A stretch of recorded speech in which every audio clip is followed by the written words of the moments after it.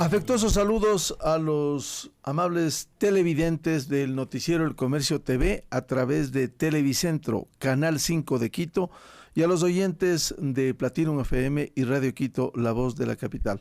Hoy vamos a analizar de nuevo este miércoles un tema que ha generado preocupación en el país por la vulneración de los datos en el Ecuador, como en las últimas horas se determinara, y en la parte penal la Fiscalía General está investigando.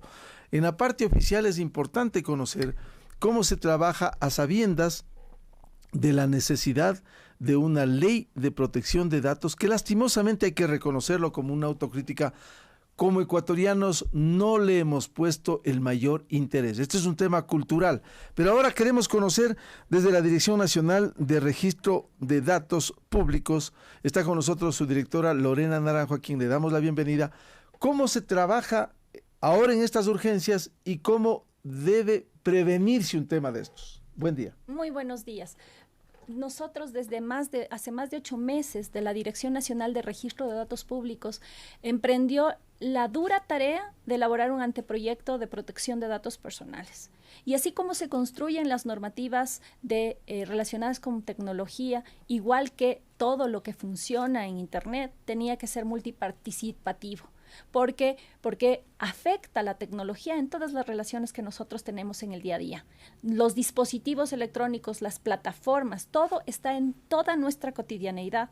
Y por eso en esa ocasión nosotros tuvimos que invitar no solo especialistas técnicos en ingeniería en sistemas, desarrolladores de software, ingenieros, al que administra una empresa, al que regula a una institución pública, al que dirige una institución pública, a los adolescentes, a los universitarios, a los padres que tienen que direccionar a sus hijos. ¿Por qué? Porque había la necesidad de concientizar en lo que se llama una cultura de protección de datos. Y esa cultura, lamentablemente, en el Ecuador no estaba desarrollada y sigue todavía en periodos incipientes. Este evento, este suceso ocurrido, nos vuelca nuestra necesidad de que cada uno de nosotros seamos corresponsables de lo que es el ecosistema digital, en donde los datos personales somos nosotros mismos. Y entonces tenemos que aprender a cuidarnos en estas nuevas carreteras que son digitales. Bueno, eso es parte de la prevención. Con los hechos ocurridos, siempre será importante esclarecer los temas y los conceptos entre el derecho a la protección de datos y el tema de seguridad. ¿Cómo se maneja esto? El derecho a la protección de datos es todo un sistema en el que la seguridad es uno de los principios que garantiza esta protección, pero no es el único. Hay otros principios sustanciales como el de finalidad del dato, el responsable del tratamiento, que puede ser una persona jurídica, pública, privada, persona natural. Aquel que, por el giro de su negocio, por el giro de su actividad público-privada, trate datos personales, los procese, los analice, los divulgue, ese es un responsable de tratamiento. Y este responsable de tratamiento tiene que cumplir una serie de principios. Uno de esos es la seguridad, pero hay otros principios como el de la calidad del dato. El dato tiene que estar actualizado. La finalidad del dato, yo tengo que saber para qué están utilizando mi dato, por cuánto tiempo lo van a usar. Y si cambia esa finalidad, me tienen que informar. El consentimiento de quien es titular del dato, porque, conforme dice la Constitución, solo se puede tratar datos personales por autorización legal o consentimiento del titular.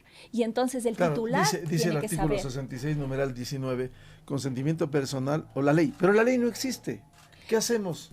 Esto es lo que nosotros estamos viendo, que hay leyes que necesitan que se desarrollen, y esa es la de protección de datos personales. Cuando llegué yo a la Dirección Nacional de Registro de Datos Públicos, tenía la ley del Sistema Nacional, que es la que permite a la DINARDAT trabajar en el tema registral, en todo lo que son registros públicos, y también en el intercambio de información. Nosotros no almacenamos bases de datos, solo somos el bus de la interoperabilidad, el mecanismo con el que de una entidad que tiene una base de datos circula a otra entidad, y ese cruce de información está controlado jurídico, técnico, con niveles de seguridad. ¿Por qué? Porque no puede solicitar información quien no tiene competencia. ¿Hay garantía plena en ese transcurso? En el cruce sí. El problema son las fuentes. Y por eso es que cuando debo confesarle que para poder darme cuenta de esto, yo ya tengo preparación, yo tengo ya algunos años trabajando en derecho de nuevas tecnologías, que es precisamente la temática que nos ayuda a identificar estas cosas. Y precisamente en ese cruce yo me di cuenta, aquí le falta un arma sustancial a todos los responsables de tratamiento, a todos los que estamos en el manejo de los datos, y nos falta una ley de protección de datos. ¿Por qué? Porque necesitas tener marcada la cancha. ¿Qué puedes hacer? ¿Qué no se puede hacer? ¿Cómo se obtiene un consentimiento? ¿Cómo se le informa? ¿Cómo hay esta transparencia en la relación entre el usuario y el proveedor de un servicio? Para que sus datos, que son útiles para que le pueda dar uno una mejor calidad de atención, también sean respetados. ¿Se podría decir, señora directora, que estos últimos hechos han despertado y van a agilizar el proceso que en las próximas horas se presentará el proyecto de ley de protección de datos? Sin duda, porque cuando nosotros estuvimos trabajando en las mesas de construcción colaborativa, era muy difícil que se lograra llegar a la comunidad. Los desarrolladores de softwares, los que se dedicaban a negocios, decían, no, es una ley más que va a limitar el desarrollo tecnológico, y nosotros les explicábamos que este es el tema cultural que no se entiende, el fondo de la garantía de la seguridad. Es precisamente eso, asociarlo solo a un tema de seguridad, cuando la garantía es completa, porque lo que está dentro de una normativa de protección de datos son los derechos de las personas, somos nosotros mismos. Entonces, ¿qué garantías hay ahí? ¿Qué derechos hay ahí? El derecho de acceso, de rectificación, de cancelación, de oposición, de anulación, de minimización de los datos, de portabilidad, y esos son derechos digitales, son estos derechos que nosotros como ciudadanos debemos comenzar a exigir, y su respeto, y a empoderarnos para entender cómo funcionan, porque así como aprendimos a cruzar la calle, ahora tenemos que cruzar la calle digital, saber en qué momento yo entrego mis datos a quién, no creernos que nos estamos entregando para rifas y sorteos, porque lo que estoy dando soy yo mismo. Es decir, no chocarse en esa autopista de la información. Ahora, esto lleva a que en las próximas horas se presente el proyecto de ley de protección de datos. Lo va a hacer el Ejecutivo, no es su responsabilidad. ¿Pero cuándo se presenta? Entiendo yo que el día de hoy, y si no a más tardar en esta misma semana, aunque a las 10 de la mañana tengo una reunión justamente para algún tipo de precisión. ¿Usted conoce qué va a contener esa ley? Nosotros tenemos disponible el anteproyecto que fue enviado a la Secretaría Jurídica de la Presidencia y al Comité Sectorial en su momento, que está publicado en el sitio web para que la ciudadanía entera lo pueda revisar. Ahora, parte fundamental es la prevención. ¿Cómo debe trabajarse a fin de concienciar a los ecuatorianos en las entidades públicas, privadas, sobre esta protección de datos y la seguridad? Es indispensable que reconozcamos que la era digital ya nos alcanzó en el Ecuador. Es necesario que dejemos estos discursos de que en el Ecuador no pasa nada porque lo digital aún no penetra en la sociedad. Al contrario, está aquí, nos está afectando. Y ha llegado con mucha velocidad. Y ha llegado con más velocidad porque estábamos tarde. Somos los únicos 3 países de la región, con Venezuela, Bolivia y Ecuador, que no tenemos ley de protección de datos. ¿Y eso qué demuestra? Que nuestra comprensión sobre la temática ha llegado tarde, pero la tecnología ya está aquí. Y en consecuencia somos nosotros los que tenemos que articularnos con velocidad para responder a esa realidad. Claro, una vergüenza que nos comparen de nuevo hasta en esto con Venezuela. Sin duda. Incluso Panamá y Brasil, que eran de los más atrasados de la región, ya tienen leyes de protección de datos. Somos nosotros. ¿Y cómo ha funcionado? Están iniciando, están comenzando, ya tienen alrededor de unos 6 meses en funcionamiento, pero al menos ya hay la comprensión de la importancia, ya hay la necesidad de que se reconozca que los derechos digitales son estas nuevas manifestaciones de las personas que tienen que ser reconocidas, y que el derecho a la educación digital tiene que ser impartido desde la niñez, porque nosotros somos corresponsables como padres. En el estado de una economía social digital, en una economía de desarrollo digital, es indispensable la corresponsabilidad. Las empresas, las entidades que se dedican a usar datos, las instituciones públicas, la familia, tienen todos que construir este concepto, no solo de seguridad, sino de protección de los datos, empoderar a los niños en sus derechos y también saber qué exigir en los principios. Ahora, la ley va a educar, va a permitir que se profundice esta prevención, porque lastimosamente uno puede ver, y los expertos dicen, mucho se encierra el ciudadano en el ermitaño digital. Por eso es que hay que construir un ciudadano digital. El ciudadano digital sabe cómo ejercer sus derechos, no cómo aislarse, no ser un Robinson Crusoe, sino al contrario, saber que todas las instituciones y empresas que manejan sus datos están obligados a cumplir con cierta normativa y por lo tanto, si me llaman por teléfono y yo no quiero estar en esa base de datos, exigirle que me retire de esa base de datos porque no comparto cómo me están tratando mi información. Pero al contrario, si es una empresa transparente con la que yo me siento identificada con la marca, darle mis datos con la tranquilidad de que sé que los va a estar usando de forma adecuada porque su relación con el usuario es transparente. ¿No ha habido abuso? ¿La ley podrá corregir para que no haya ese bombardeo permanente, diario, cotidiano? Sin duda. En la solicitud de datos. Sin duda. Que a veces hay que decirlo, la gente cae. Sin duda, ¿por qué? Porque por eso no es un tema solo de seguridad.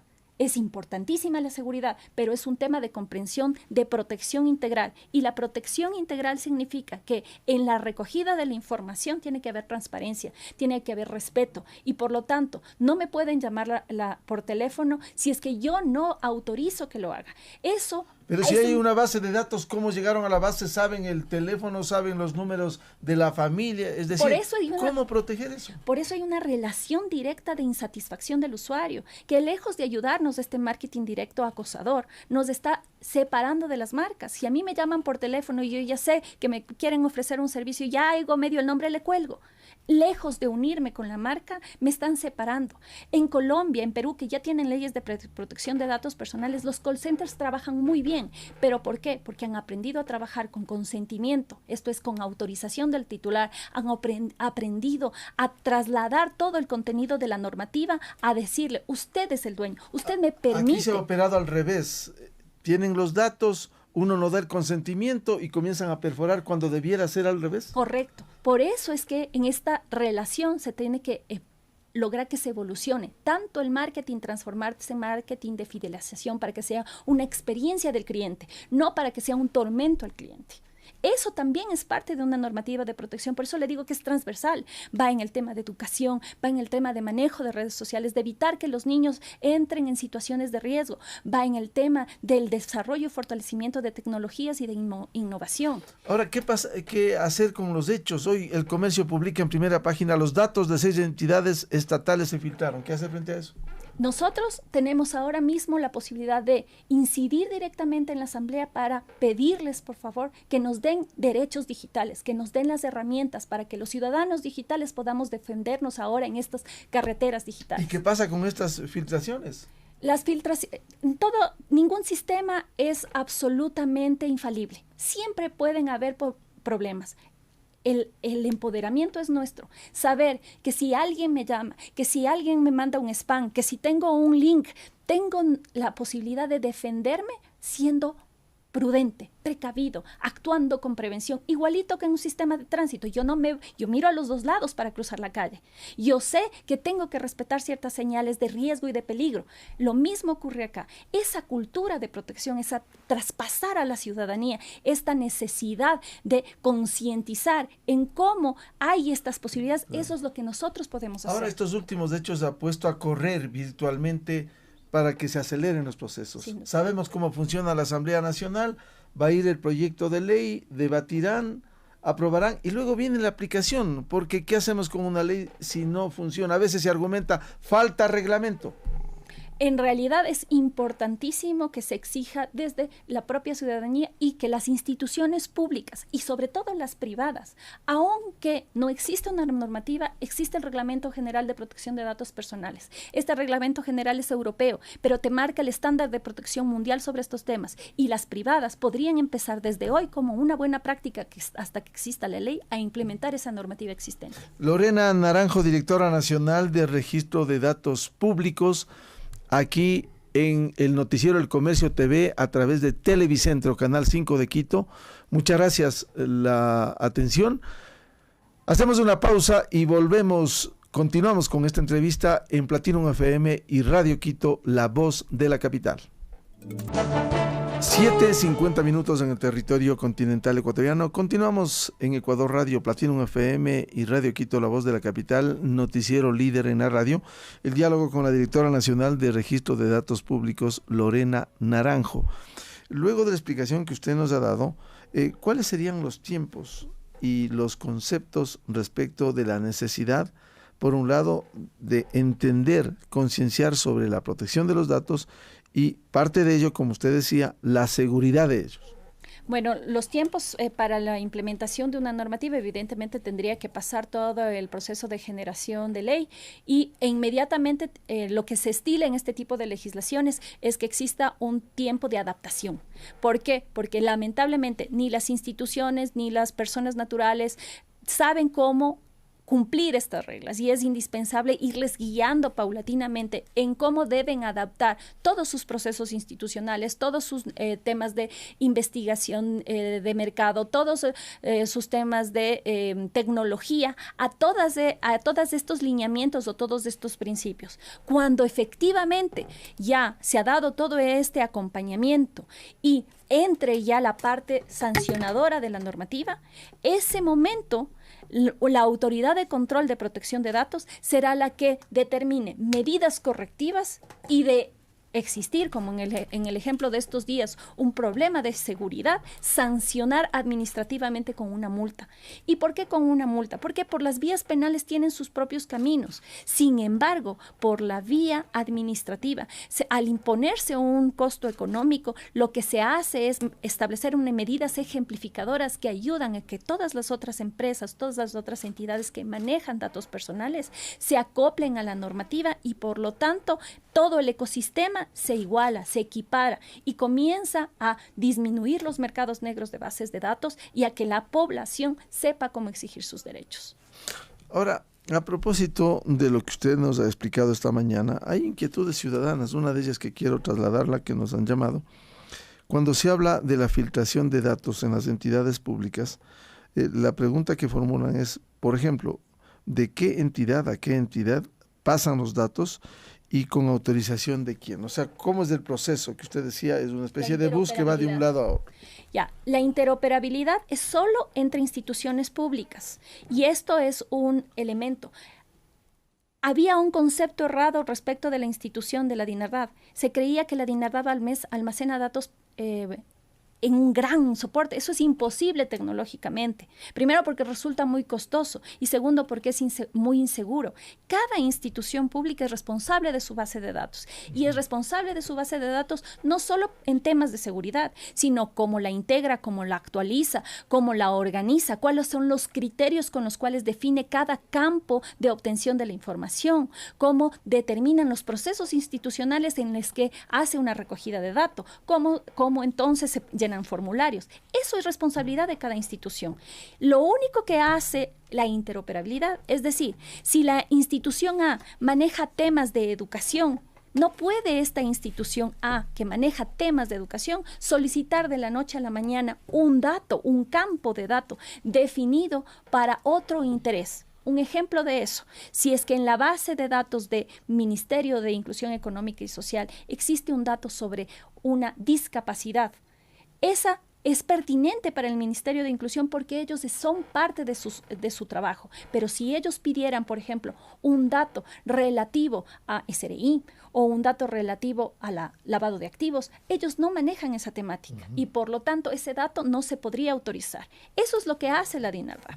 Lamentablemente, y cuando yo entré a la institución, era evidente que no había una normativa completa, porque uno puede estar regulando el intercambio, pero ¿cómo yo podía meterme a controlar cómo estaban manejando los datos personales de los ciudadanos en estos registros si no había una ley de protección, si no se establecían los principios, si no se establecían las garantías, si es que lo único que está acotada a la ley del SINARDAD es a este pedacito de este gran mundo que es este tratamiento, porque el tratamiento de la información no es solo procesamiento, el tratamiento de la información va desde la recogida del dato hasta su posible divulgación si usted lo autoriza. La ley de protección de datos establecerá responsabilidades, porque sí, pudiera ocurrir que como sale de un lado y va a otro, simplemente dice en el camino ocurrió. ¿Quién es el responsable? Es que no solo es eso. En los ejemplos que salen en la prensa, en el comercio hoy, el problema es en las bases, en las instituciones, no en el intercambio. En intercambio esa parte con esta ley del SINARDAD está controlada. Es en la base, en los que tienen y hacen en el departamento del sistema de la institución pública. Ese es el... Claro. Ese es por donde estamos Ese es el caso que cita hoy Diario El Comercio, el BIES, el Registro Civil, la ANT, el CDI, la Secretaría de Educación Superior. ¿Qué es lo que está aquí en nuestra mesa? Efectivamente, todas esas líneas. ¿De qué nos sirve solo cuidar el intercambio, este pedacito que ya está normado? Si por donde se están yendo las bases enteras son por otros lados, ¿por qué? Porque nos falta una ley de protección que establezca lo que usted menciona, infracciones y sanciones, y que además le dé potencia y contenido al Código Orgánico Integral Penal. Porque el Código Orgánico Integral Penal hace referencia a una autorización, a una disposición legal, como usted menciona. Y por lo tanto, ¿cómo se puede este artículo potenciar en su contenido con una ley? En esas condiciones, ¿qué espera usted una vez que el proyecto vaya a la Asamblea? ¿Debiera tratarse con urgencia? ¿En qué estado estamos? Tiene que ser reconocido como prioritario. Nosotros actualmente los ecuatorianos necesitamos derechos digitales. Estamos ya en una revolución digital. Somos parte de la era digital y tenemos que estar al mismo nivel que nuestros compañeros de la región.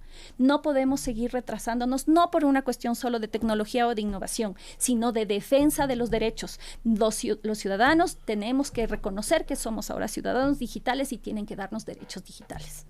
Ya, en esas condiciones, ¿usted en qué tiempo cree que esto debiera estar aprobado?